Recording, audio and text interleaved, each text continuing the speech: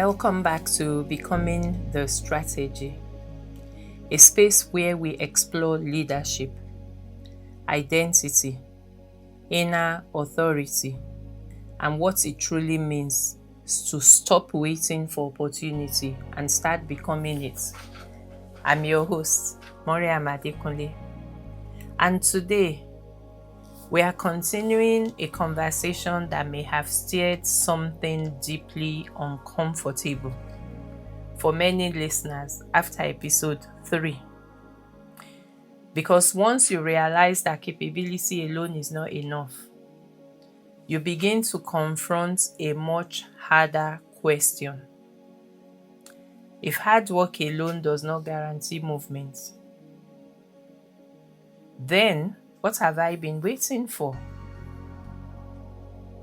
In our last episode, we explored the painful reality that many highly capable professionals experience. The reality of being valuable, but not fully visible. The reality of carrying teams, solving problems, delivering consistently, and still being overlooked.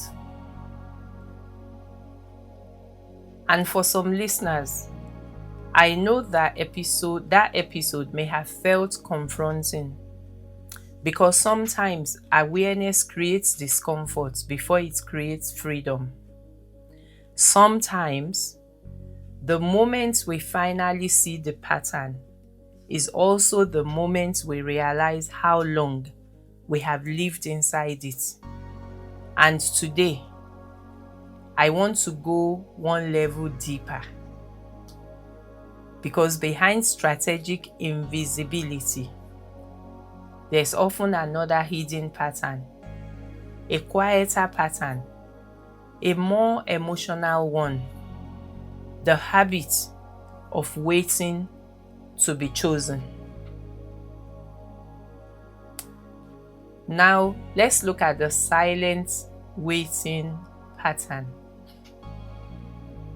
Many intelligent, capable, hardworking people spend years unconsciously waiting for recognition, waiting for validation, waiting for someone senior to finally say, "You're ready now." Waiting for someone to notice their potential. Waiting for confidence before speaking. Waiting for permission before acting. And sometimes we wait so long that waiting itself becomes an identity. You become excellent at preparing, but uncomfortable with claiming space. Excellent at supporting, but hesitant to fully step forward. And this is not because you're weak.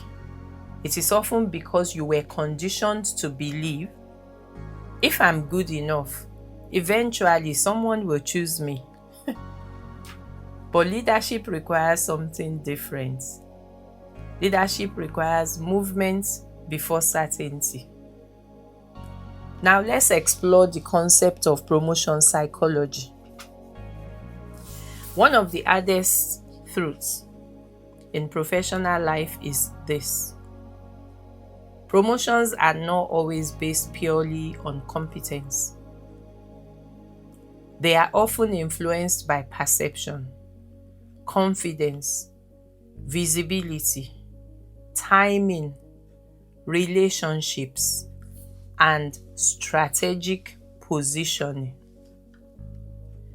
And this can feel deeply unfair to high performers because high performers often believe, surely the work should speak to it for itself. But organizations are led by human beings, and human beings respond to what they can see clearly, not only what exists quietly in the background. This is why some people progress faster. Not always because they are more capable, but because they communicate belief in themselves more visibly. because they position themselves more intentionally, because they move before they feel fully ready. And meanwhile, many highly capable professionals remain in waiting mode, still hoping their consistency alone will eventually be enough. And this leads me into the focus on permission-seeking behaviour. Sometimes waiting to be chosen appears in very subtle ways. You minimize your ideas. You wait for others to speak first. You hesitate before sharing your perspective. You over-prepare before applying for opportunities. You convince yourself you need just one more qualification. You seek reassurance before making moves. You stay hidden until you feel perfect. And underneath all of this is often one quiet question. Do I really have permission to step forward? But inner authority changes that question, because inner authority says, I do not need to wait for external permission to recognize my value.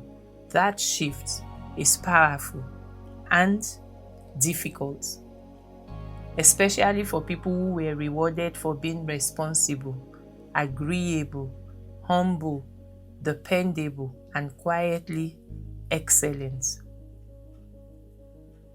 Now let's explore the concept of fear of visibility. Many people say they want opportunity, but what they are actually afraid of is visibility. Because visibility creates exposure. Exposure creates vulnerability. And vulnerability creates risk. When you become visible, you may be judged. You may be challenged. You may be misunderstood. You may no longer be able to hide behind preparation. And so, subconsciously, many people remain small enough to feel safe. Not because they lack brilliance, but because invisibility feels emotionally safer than exposure. And this is where self-rejection begins. So we will explore self-rejection before external rejection.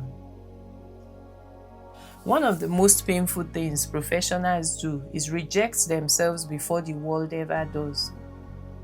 You talk yourself out of opportunities. You assume you're not ready. You decide someone else is probably better. You remain silent before anyone silences you. You withdraw before anyone rejects you. And over time, you begin participating in your own invisibility. That is a difficult truth, but it is also a liberating one. So it depends on your perception of this or your interpretation of it. Because if you have unconsciously participated in hiding yourself, you can also choose differently. And this is where ownership begins. The inner authority shift. There comes a moment where growth stops being about external recognition and starts becoming about internal permission. The moment you stop asking, will they choose me? And start asking, am I willing to choose myself? That question changes everything. Because inner authority is not arrogance. It is grounded self-recognition. It is the ability to acknowledge your value before external applause arrives. It is understanding that movement sometimes has to begin before validation appears. And this is the shift many listeners may now be approaching. The movement from dependency to ownership, from waiting to intentional action, from hoping to positioning. Now, let me share a personal reflection here. There are moments in leadership where you realize that nobody is coming to hand you certainty. Nobody arrives to completely remove fear. Nobody guarantees the outcome. At some point, you must decide to move while still uncertain, to speak while still growing, to lead while still evolving. And often, the people who appear most confident are not fearless. They simply stopped waiting for permission to begin. Now, I'll share some closing reflections with you. So today, I want to leave you with a few questions. And again, I will recommend you bring out your journal or your Rise Up companion book if you have one, to write down these questions. Where in your life are you still waiting to be chosen? Where are you delaying movement while hoping someone else confirms your worth first? Where have you confused preparation with postponement? And what would change if you decided to trust your own voice a little more? Because your next level or your next move may not begin with external validation. It may actually begin with internal permission. Thank you for joining me on Becoming the Strategy. If today's episode resonated with you, share it with someone who may be quietly waiting despite carrying enormous potential. Subscribe to this podcast, like, and please share your comments. And remember this: you do not have to wait for permission to recognize your value. You do not have to wait to become visible to yourself. And you do not have to wait to begin moving with intention. Until next time, lead with clarity, move with courage, and never underestimate the power of becoming the strategy. Rise, rise, rise again. Rise, rise, rise again. The journey was never about becoming someone else. It was about becoming fully yourself. And when you do, you rise. Rise up.